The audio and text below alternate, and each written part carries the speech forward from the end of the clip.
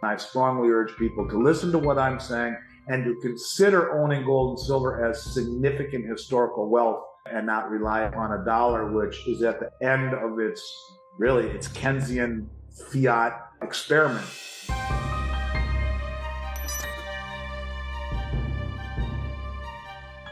Andy Schectman discusses the massive drawdowns in metals, including the decrease in the amount of silver at the London Metals Exchange and the delivery of gold and silver off of COMEX.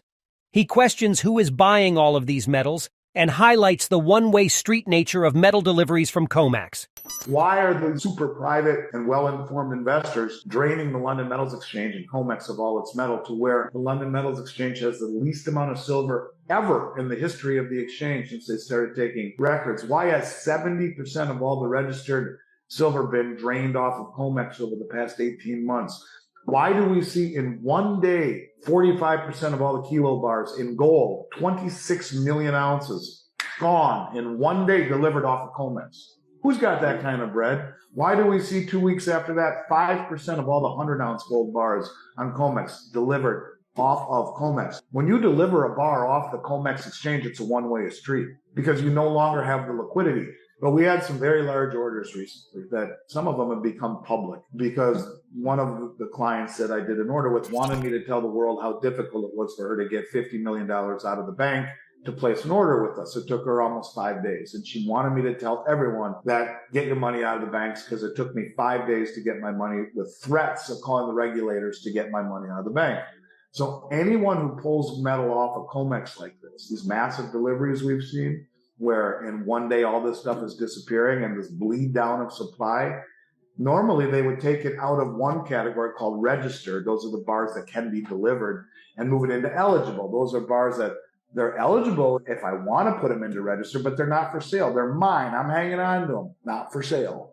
And that's what a lot of people would do. They would just keep them in an eligible category. Well, instead of doing that and leaving them in the safety of an eligible category, that means if one of my clients who has a whole bunch of 1,000-ounce bars wants to sell them and take advantage of Elon Musk's generous offer, we could transfer them from eligible to registered, and Elon could then take possession of them. Registered means all of the numbers are already validated on the bars, the weights, the bar numbers, the authenticity goes from eligible to registered. He can take possession of them and pay me my money, but not if they're not in the COMEX ecosystem. So when all of this stuff is delivered off of COMEX, it's a big deal. Where's it all going? Andy Schectman focuses on the record-breaking amount of gold purchased by central banks in the third quarter of 2022. He also notes that the buyers of all of this gold and silver have been referred to as mystery whales and speculates on who these buyers might be. There was just an article by Reuters and Bloomberg, and it said that the central banks bought a record 399 tons of worth over $20 billion in the third quarter of 2022, 340% higher than Q3 2021, almost double the previous record of 241 tons in Q3 2018. But Bloomberg called the buyers of all of this gold and silver mystery whales, and they postulated that the mystery whales buyers were likely either China, Russia, Saudi Arabia, or India. And they also noted that the central bank purchases were nearly double the previous record. So what do all of these countries have in common? Yes, they're BRICS. So you are seeing massive drawdowns, huge amounts being drawn down off the exchanges. And it's a one-way street because once it leaves COMEX, it's lost its liquidity. Andy Schectman discusses why central banks might be buying gold and silver, highlighting gold's Tier 1 reserve asset status and the move away from the dollar. He also notes that the central banks have been buying more gold than at any other time since 1967 and connects this to the potential shift away from the dollar as the global reserve currency. These deliveries, these massive drawdowns in metals, it's been happening since I started talking about the others in 2020. It has not stopped. In fact, it's increased massively. And who's been buying more gold at any time since 1967? Oh, yeah, the central banks. Why are they buying gold and silver? Oh, yeah, gold's Tier 1 reserve asset, and everyone's moving away from the dollar. And you see how all of these things start to come together? I think We often take the dollar's reserve status for granted simply because we've grown up under this system. But the truth is that reserve currencies come and go every 100 years or so. And the dollar was the only choice when we moved to a full fiat currency system because of Bretton Woods and the trillions of dollars that have all been circulating globally. But I think that we are looking at a period of time right now where these countries are beginning to break away and accentuate themselves against the centuries-old Western dominance. Andy Schectman discusses the imminent end of the U.S. dollar's reign as the world's reserve currency and the rise of a new system that will challenge it. I think the handwriting is on the wall. We will wake up at some point, probably sooner than later, to a new system that will challenge the dollar for its world reserve.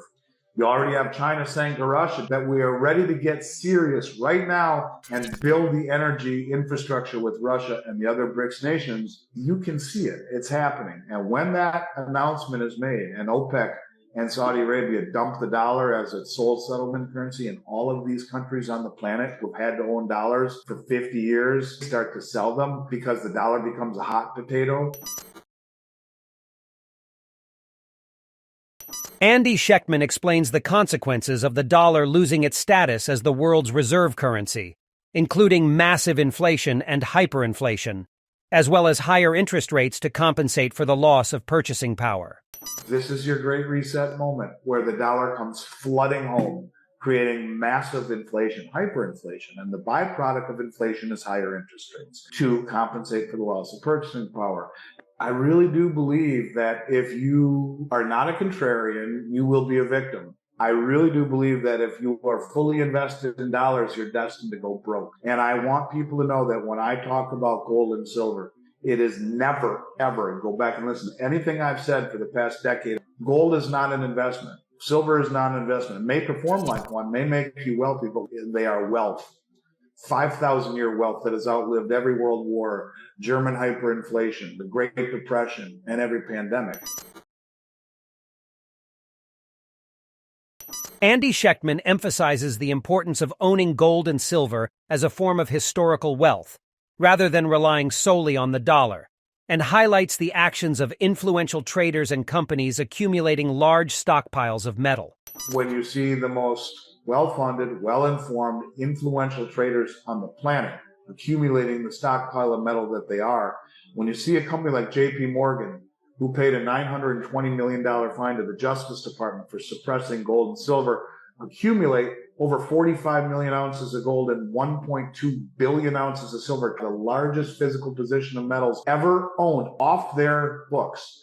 When you see the most sophisticated, well-informed, influential traders on the planet massively accumulating metals and de-dollarizing, whether it be the U.S. commercial banks or the foreign central banks, when you see the rise of the others, the most influential and well-informed private traders draining the London Metals Exchange, draining the COMEX, when you see gold reclassified tier one, when you see all of these countries coalescing, when you see all the 13 OPEC producing countries on the Belt Road, the U.S. isn't part of it. When you see 200 countries at the IMF from around the world say we want a new system, why did they choose gold as a tier one reserve asset? Why not special drawing rights from the IMF? All of these things put together in and of themselves, okay, put them all together and look at it as a sphere, and you can see the dollar screwed. You can see the West is living on borrowed time. When you see all of this stuff together, if you don't see the fact that being in dollars fully and exclusively is a very bad idea, then you're not looking at the world the way that I am. And I think it's just a matter of time before people in this country have a religious experience. Andy Schectman highlights the various factors contributing to the decline of the U.S. dollar and the rise of a new world order, including the de-dollarization efforts of countries and the increasing importance of gold as a Tier 1 reserve asset. When the dollar gets dumped by OPEC, which it will, you can see it. You can see the fact they don't even take Biden's phone calls. They are joining BRICS. They're moving away from the West to a massive majority of human population that is not going green. It's coming. And this is why you own gold and silver. It is wealth. This is why they're buying it, because it's wealth. It's not an investment. its wealth. And I strongly urge people to listen to what I'm saying and to consider owning gold and silver as significant historical wealth and not rely upon a dollar, which is at the end of its Keynesian fiat experiment. And it's coming to an end, and I think it won't be a pleasant experience.